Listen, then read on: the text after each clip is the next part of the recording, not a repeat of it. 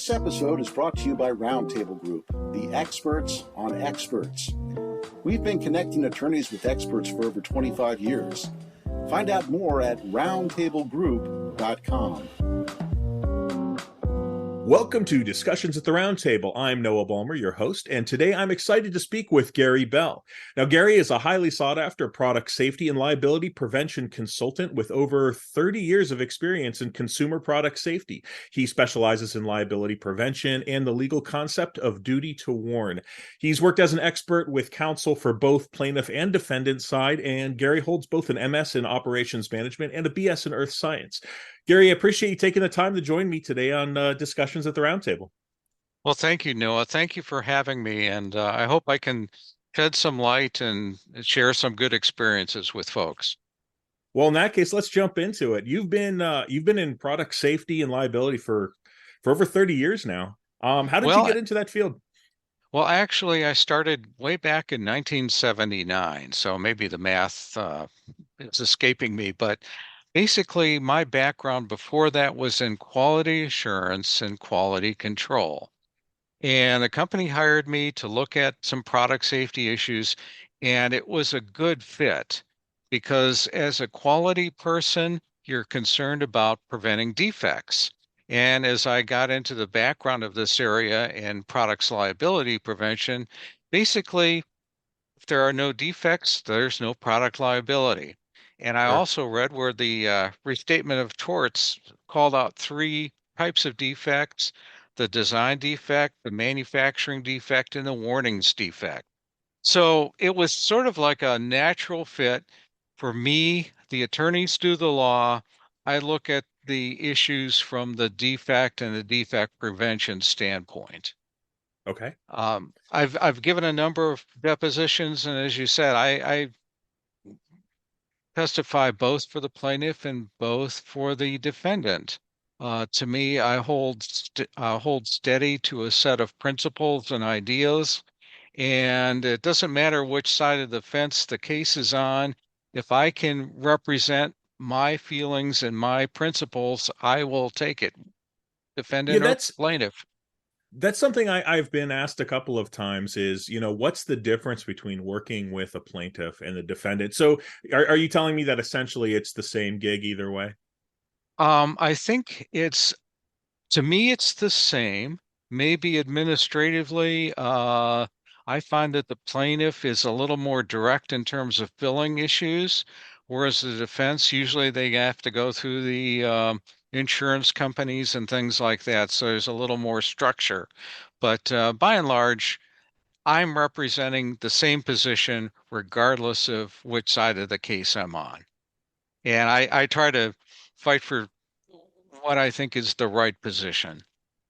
With with that much experience, going back to the 70s and before, it's not surprising that you've been tapped as an expert, but I'd really like to hear about your very first engagement. How did that first kick off?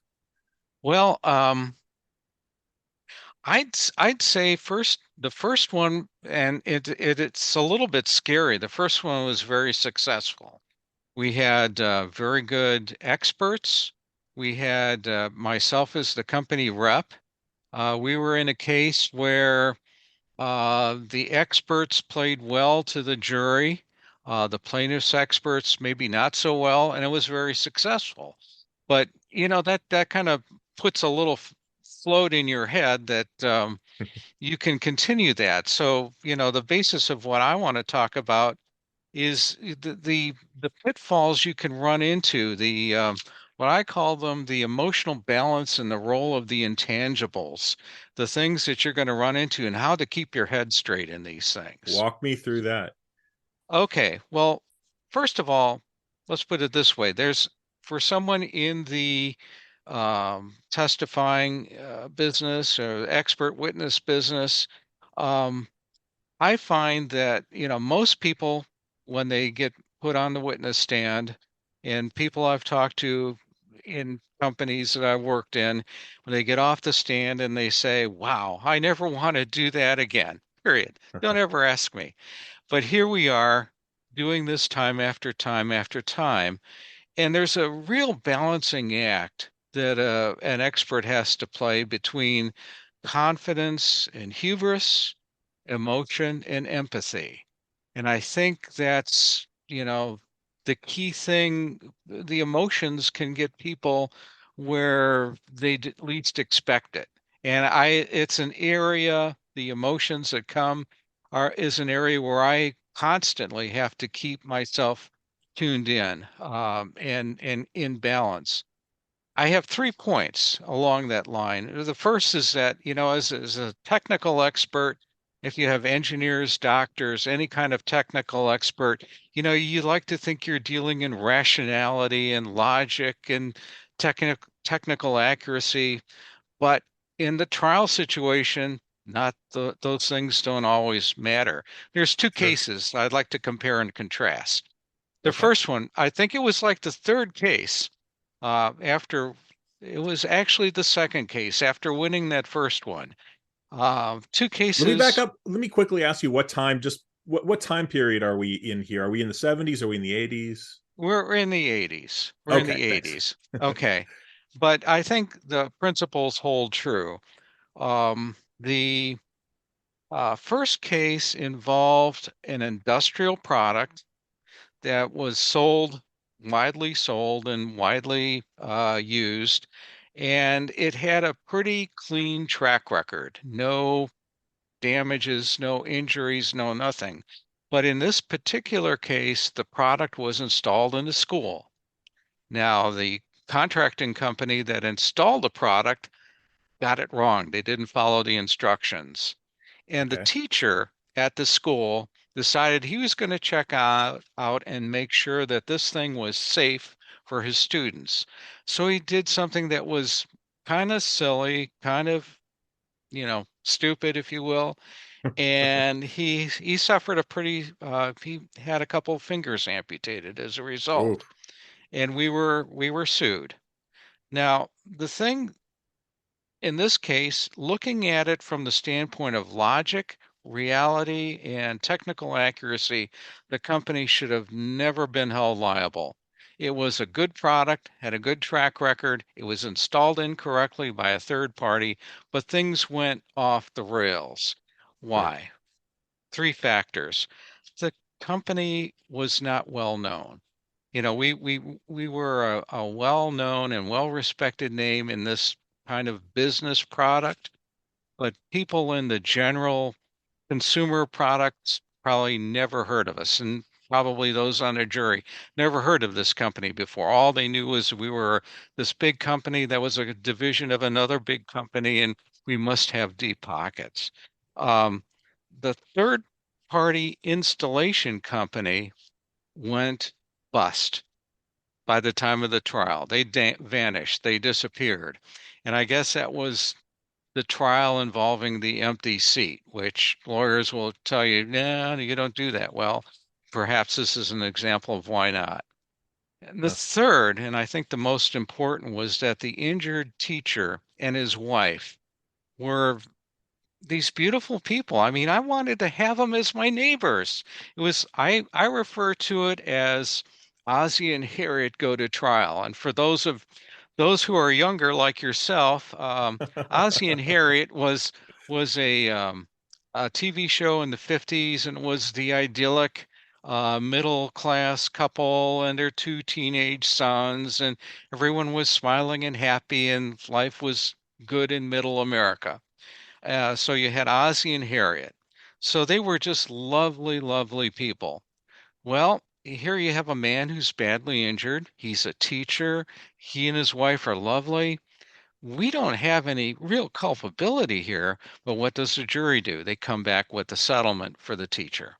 I mean, Uh-huh. it stung. I mean, putting on the science hat, being Mr. Spock, think, how could we possibly lose this?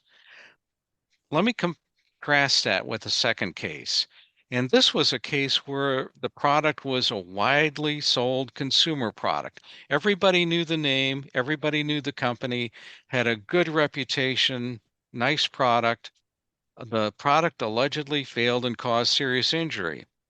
Unlike the first case where the harm was very a parent, I mean, two amputated fingers. Here he had a plaintiff that was talking about a closed head injury and traumatic brain injury. And it just didn't seem to add up with the facts that were presented in the case.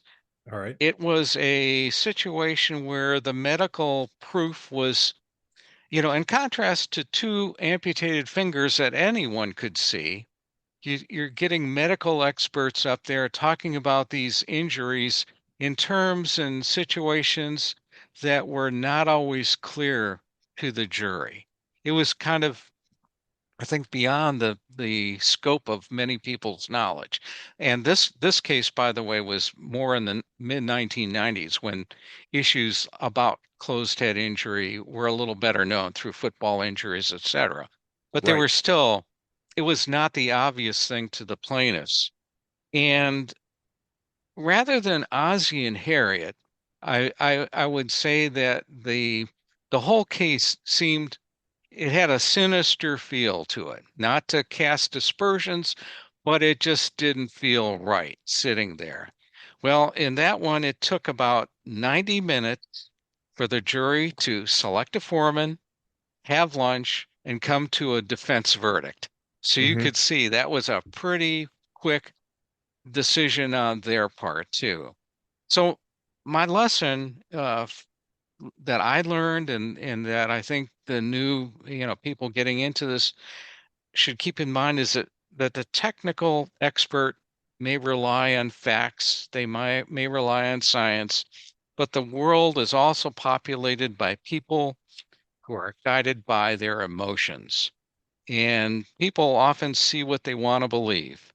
No matter how hard you try in your presentation, in your expert report, even in your deposition, there can be issues that really trump your where you are and overwhelm your objective scientific position.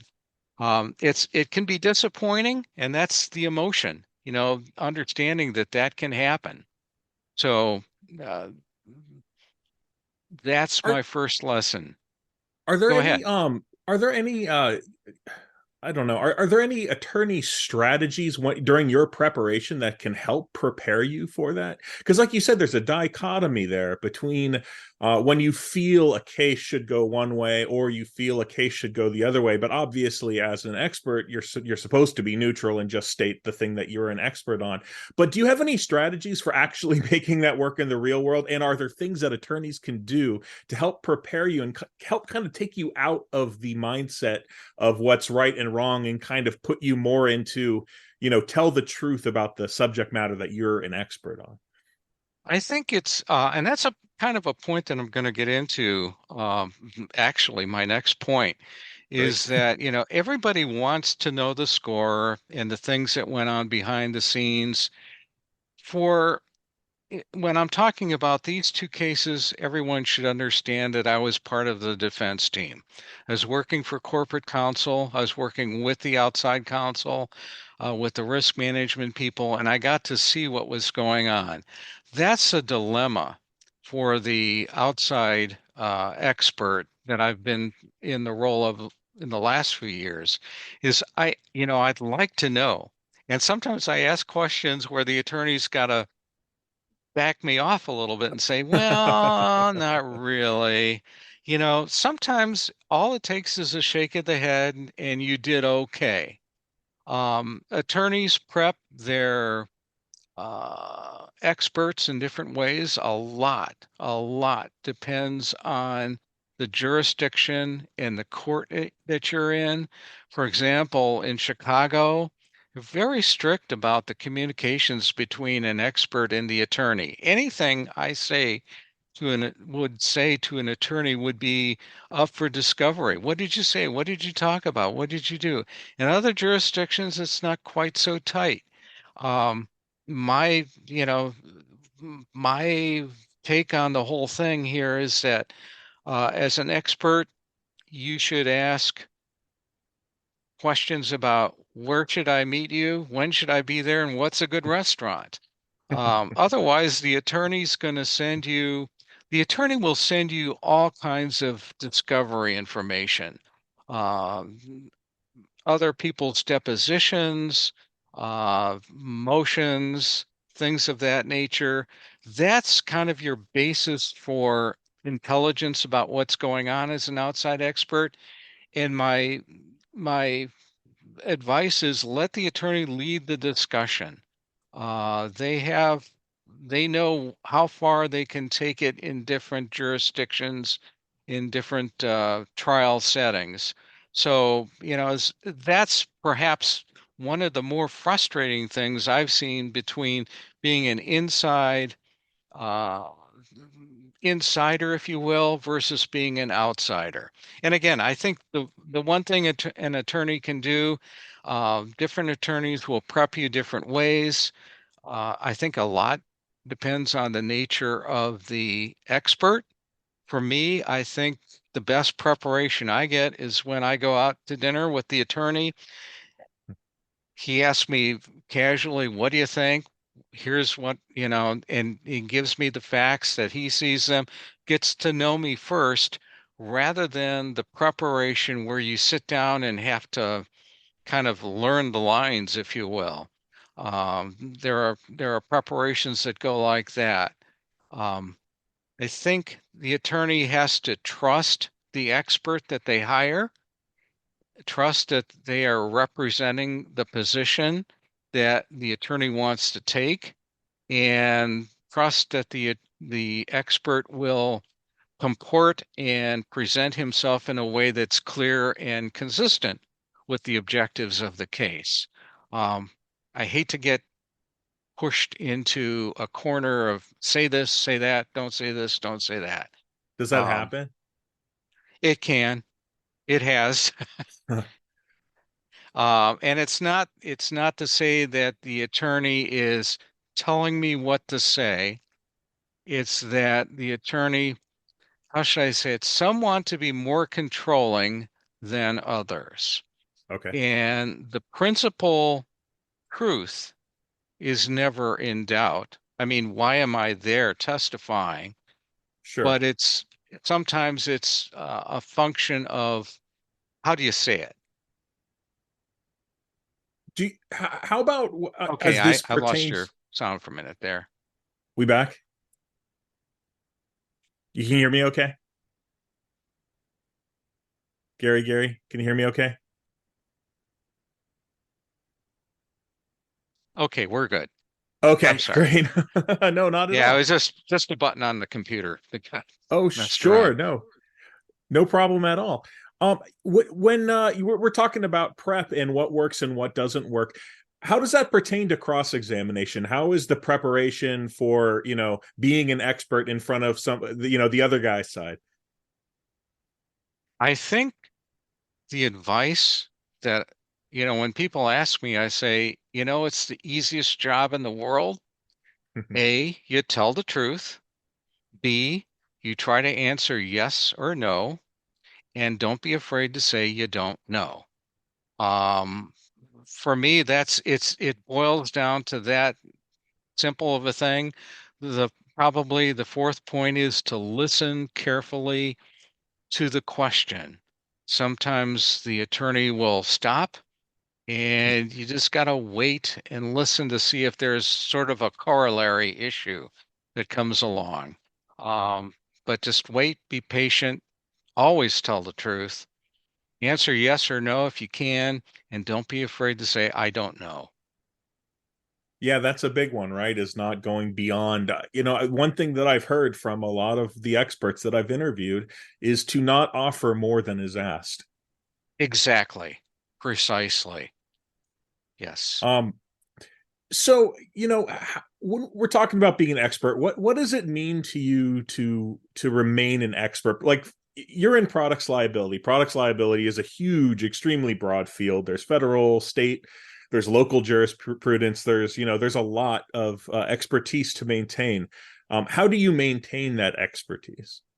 Okay, and that's a very good point, and it leads into, boy, you're a good host because you keep leading in, you keep a good segue for me. I keep engaged by participation in technical standards committees. There's several that I'm involved with right now. I've been a member of a number of them as my career has progressed, and it's a good way, to meet people, to keep advised, to keep apprised of what's going on, and to make things happen in those areas too. I was the chairman of the ANSI Z535 committee for about 20 years, Oh, and is that where you guys you set like the colors for like safety red and orange and whatnot? Is that correct? that is correct.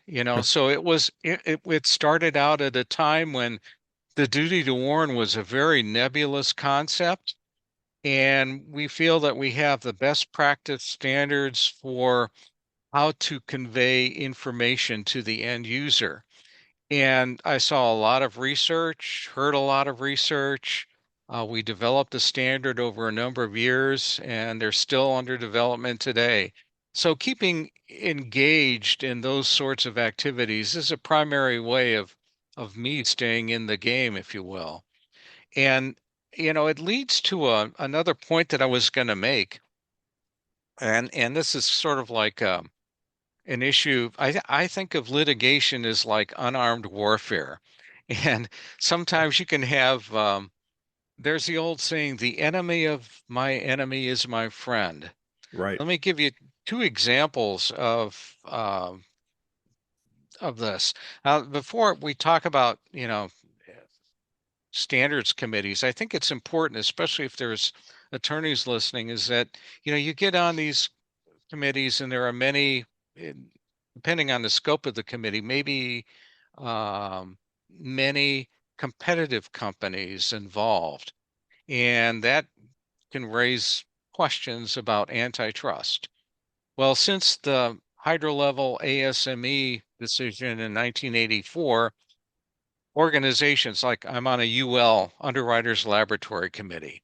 I'm on several with the ASTM, and they all start out the meetings with a reading of antitrust rules and guidelines. And the staff member who is there says, "Hey, you guys go off the rails, we shut down the meeting. And oh, by the way, there's no rump sessions after the meetings." Now, sometimes these meetings can be very well, they're always, I think, helpful to a company because it keeps you refreshed as to what the latest safety requirements are. But sometimes they yield just, um, I said the enemy of my enemy is my friend. I was a member of a National Fire Code committee for a number of years, and another committee with several competitive companies, and got to know the guys, got to be cordial and professional. And as it turned out, one of them retired. He was the director of engineering for that particular company. We, my company got into a lawsuit, and it Okay. involved a piece of equipment that was mutual to both companies. Okay. His company and mine made this type of product. Well, he just retired. I said, old Henry over there would make a pretty good expert witness if we could get him. Now, keep in mind, Henry was kept on under retainer by his company that he retired from. And so he had a relationship. And we talked to Henry, and Henry said, "Well, let me talk it over with my boss." And the boss said, "Okay, because we're all under the same regulations. We all try to follow the same standards. We are all together in the safety area. And what you say in defense of my company is also going to be a defense for his company." Sure. So when Henry showed up on the witness list as the retired chief engineer for this competitor to speak on behalf of our product design, that had to be a little dissuading to the plaintiff's attorney, to say the least. So my point is that you never know when good relationships through technical committees can be a benefit, Another case I was involved with, we had a spate of silicosis lawsuits down in Texas, and there were about 60 defendants identified in this grouping of lawsuits. And there was a group that was referred to as a respiratory protection equipment group. We were part of that group. Um, I gave a deposition in a couple of those cases, and there was a room full of about a dozen attorneys, and clearly some of the attorneys were, they didn't care about us. Some were very adversarial, but what I found was that our marketplace competitors kind of circled the wagons around me. They threw me questions that I could answer truthfully, but in a way like, for example, what should be done before someone uses a piece of equipment to assure that it's working properly? Oh, You right. Trying to use you for that. Yeah, I got you. Yeah. So they're using me to benefit their position. It's Right. benefiting my position. And sometimes salespeople, certain people can get very less than loving about the company's competitors. And sometimes those competitors can um, be a real help to you when you least expect it. So, it's always good not to be negative about somebody just because they happen to be on the other side of the fence today. They may be your best ally the next day. I have another expert witness friend who, I thought what one of the first case where I won, where we won, um, I had there were two expert witnesses in an area, both representing opposing views, both on the ANSI committee. But over time, I asked our witness, do you still testify against him? Well, no, sometimes we testify together. Sometimes we're on the same page. So when you try to go for what's right, what you feel is technically correct, you can't look at competitors as enemies. They may Sure. not, they could be your friends someday. And as The an other, expert, how important is it to be on the winning side anyway, really?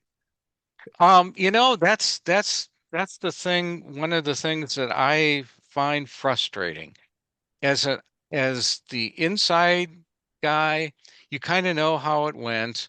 You know how strongly it went.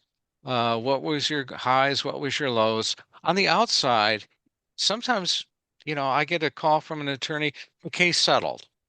Hmm. Done. Thank you. You were a help. Thank you. Bye. And you never know. It's like the Dominion versus Fox case. Um, we all know how much money they got, but now all the pundits want to know what happened. Why did they wait to Right. settle on the courthouse steps? Right. What were the financial calculations here? Was there a risk of shareholder loss or something like that? Um, so, I think that is one of the emotional frustrations and things that I've grown to accept is that as the outside expert, you're not always going to see all those good inside snippets. Okay. Um, Another thing I'd like to say is to never underestimate your opponent. That's a tenet from a guy named Sun Tzu. He was a Chinese philosopher back about 500 BCE. It's the art of Um, war. the Art of War, and his document is still being read in the military academies and what have you. I read it. I was a officer in the Air Force, and a lot of what he says applies to trial time. Uh, Empathy and objectively trying to understand where your opponent is coming from is a better position than I see some people say, oh, they're he's a jerk, the attorney doesn't know what they're doing, or that expert's a jerk, or yada yada yada. But wait a minute, let's take the time to understand where they are coming from, what they are trying to say, and it may shape your position, I think most importantly, and help strengthen your position.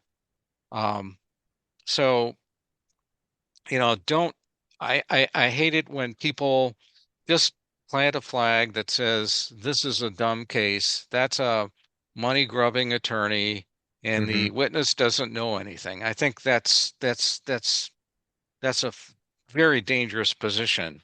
And I think a corollary to that is the hubris of the expert. I've given a lot of presentations to groups and things at universities and what have you. And I Sure. find that the more I prepare and the more nervous I am before the presentation, usually the better it goes after getting all the results back and everything. I think when you get to the point where you think you know it all, when you think you got it in the bag, when you can mail it in, that's a dangerous position. So, and it says your heart is not in it, you're not doing the work, you think you got it in the bag. That's when maybe you ought to quit doing what you're doing. I hear some people retire from sports making that, my heart just wasn't in it anymore. So it Sure. was time to retire. When you say So, the more, go ahead. no, I'm sorry. You go ahead. Sure. When you say the more that you prepare, I just wanted to dig into that a little bit. If there's Sure. anything kind of, specific, what preparation, like in the nuts and bolts, helps you get ready for a case, especially if it's somewhere that you don't necessarily know the law. Let's say that this is a slightly different, jurisdiction than you're used to, or somewhere that you don't necessarily know everything up and down. Okay. First of all, I don't know the law, period. I don't pretend to be an attorney. So Sure. what I depend upon is reading all the uh, discovery materials that the attorney will send me. Now, sometimes it may not seem like a um, a medical report is necessarily germane to my analysis of the adequacy of the warnings, but at the same time, it gives you that empathy, that curiosity, that makes you understand that, this case is not just a whimsical fiction, that someone went through hell and then some to reach the medical level of improvement that they've reached. I think it may not, things like a medical report may not affect my opinion, but it does affect my understanding and my empathy. And I think those are important. Not to put an emotional flag in the situation, but understanding and curiosity helps you understand the case. Absolutely. Um, you know, well, when you talk about emotional curiosity, when you talk about investing yourself into the case, is that ever counterproductive? Does it ever see? I hear both ways. I hear some people say, never get involved, never become emotionally involved in a case, just answer the questions and leave. Doesn't matter if you win or lose. And then I've heard other opinions, more like what you've just stated, which is that actually does improve. Understanding both sides makes you a better expert. So I'd like to get into that just a little bit. Sure. And I think when I say empathy, not to be confused with sympathy. Sure. Sympathy means you're looking at it and you're ready to get out the crying towel and weep big alligator tears because you feel bad. Empathy is objectively understanding the other side's position. And that's what I'm preaching here, is that, again, the opposite is to say that side's wrong. You initially go into it and you want nothing to do with it. I've heard some people, maybe not in Well, I have a person in mind. I won't say his name, but when something bad happened, it's like, oh, they're full of beans. They're wrong. And it's like, wait a minute, maybe we better understand what's going on here. So it's not about getting emotionally involved in the case, but it's to break down the wall that prevents you from understanding what the case is about and where the other side is coming from. Um, there was a movie called The Fog of War, and I can't think of the guy's name. He was the Secretary of Defense for a number of years during Vietnam. He went back there years after. He said, "If only we would have had empathy." He Hmm. contrasted the Cuban Missile Crisis and the outcome there with having the empathy to understand where Khrushchev was coming from and the morass that we got into in Vietnam by not taking the time to understand with empathy where the Vietnamese were coming from. And his conclusion was, if we would have just taken the time to do that, maybe we would have not wound up where we did. And that's where I'm going here. Again, it's not sympathy, it's empathy. Different things. Understood. Before we wrap up, is there any other advice that you'd like to share with prospective experts or even attorneys? Well, I had 2 points, Lay them and on me. the first one is do the work. Never assume that you can just skate by based on you or what you think you know, and never underestimate your opposition. And secondly, it's better to be empathetic than to become intractably attached to an emotion based concept. That's where I'm going with the empathy. Some people get so dug in on an issue and they don't try to understand what's going on in the big picture that they just dig a hole deeper and deeper for themselves. Absolutely. And with that, thanks again to Gary Bell for chatting with me here today. Thank you, Noah. It's my pleasure. This is Noah Ballmer, and I look forward to you joining us again for another discussion at the roundtable. Cheers. Thank you for listening to our podcast, Discussions at Roundtable. Our show notes are available on our website, roundtablegroup.com. Subscribe today on Apple Podcasts or your favorite listening apps.